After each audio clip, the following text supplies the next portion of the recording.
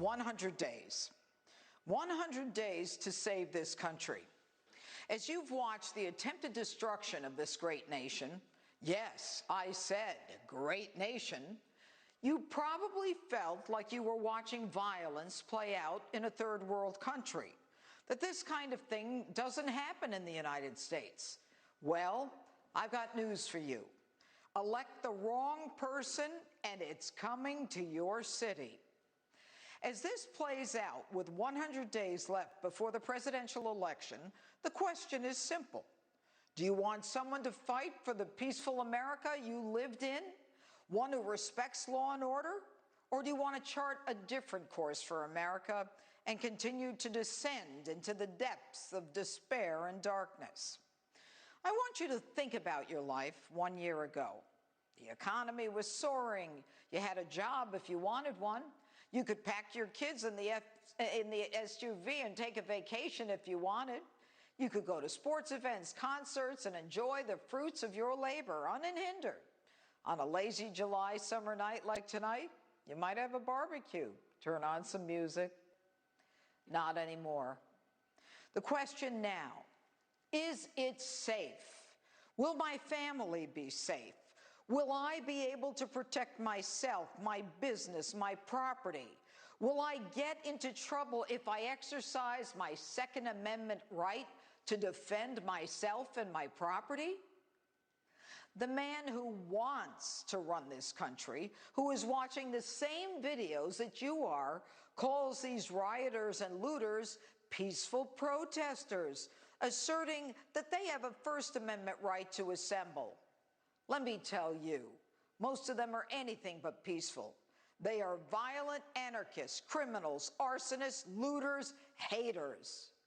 Democrat Mayor Ted Wheeler of Portland, the site of almost 60 consecutive nights of shocking unrest and violence, stood proudly with the protesters, surrounded, of course, by his 5 security guards, announcing federal law in the U.S. Constitution doesn't apply in our city.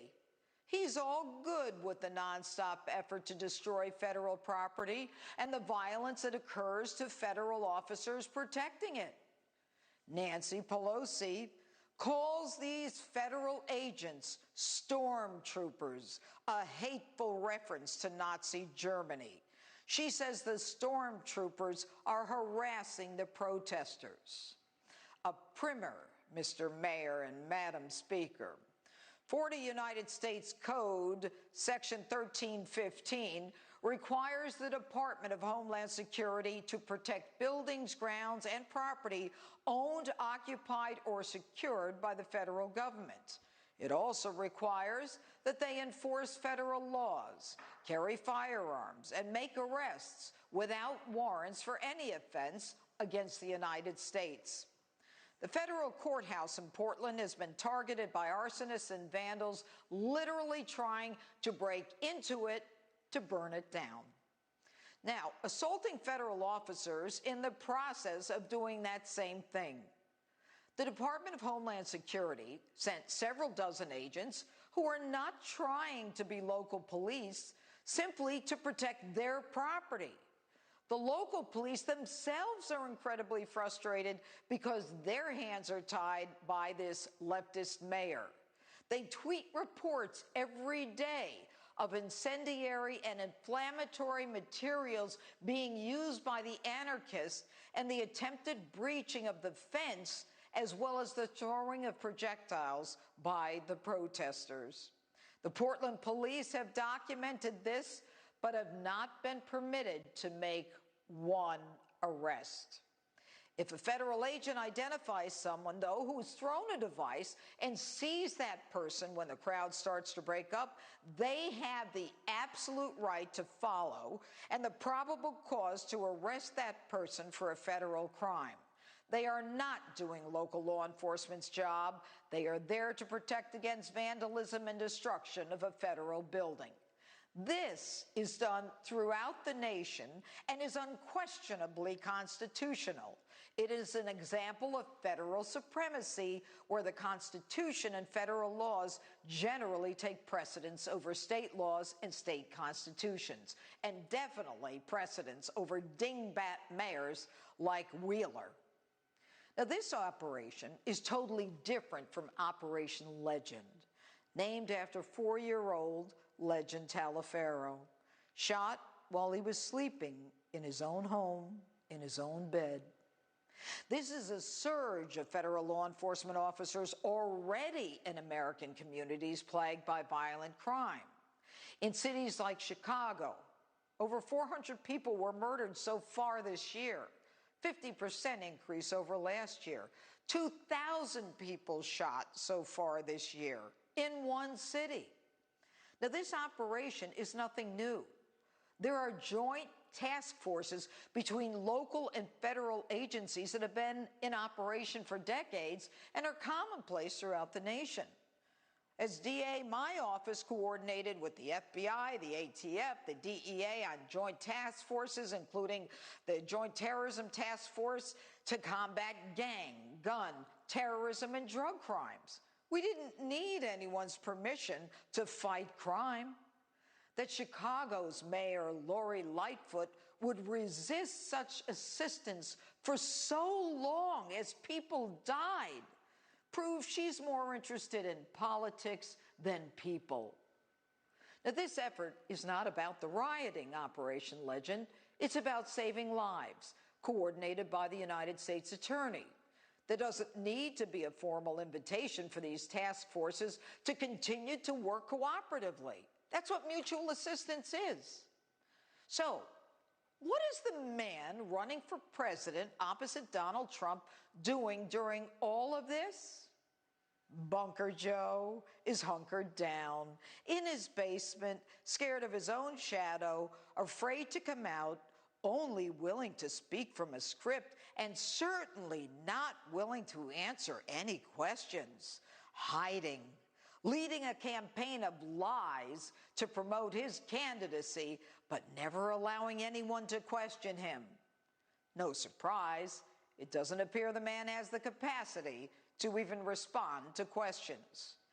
But worst of all, Joe Biden, the man who wants to be president of the United States, remains silent as America burns, as police are attacked, as statues are tumbled and vandalized, as businesses are burned, as 3 federal officers are likely left permanently blinded as a result of this so-called peaceful protesters using lasers pointed at their eyes. They are so full of hate. Now, Biden says, I don't want to defund the police. Well, then why did he say before that, yes, absolutely, when asked if he would redirect funding away from police to other budget areas? Haven't we been told that that is defunding, taking money from the police budget to other areas? Of course, Biden's campaign panicked and said, he does not support defunding the police. But in the Now This, it's the name of it, a social media-focused news organization interview, he said police forces don't need surplus military equipment, saying that this is what leads them to become the enemy in a community. And when he's pressed further by the host, asking, quote, but do we agree that we can redirect some of the funding, the police funding? Biden says, yes, absolutely. Joe Biden is out of touch, folks. Bunker Joe actually thinks he can run for president, not answer any questions, not complete a full thought or sentence. It's an insult to the American people that this man thinks he can hide in his bunker and come out like a groundhog, reading a teleprompter, refusing to answer questions, all the while doing the Washington two-step of, I didn't mean what I said, and I really meant what I actually didn't say. We are in the most serious election of our lives, and if you think that's an exaggeration, take a look at this. Is this what you want to come to your city on a sweet summer night in America? Peaceful protesters who assert they have their First Amendment right to assemble and then take over parts of our cities or erase our history and throw the Declaration of Independence out and the Constitution on its head? If not, get ready to fight for the America you love, because it's going to take a fight to keep it. And that's my open.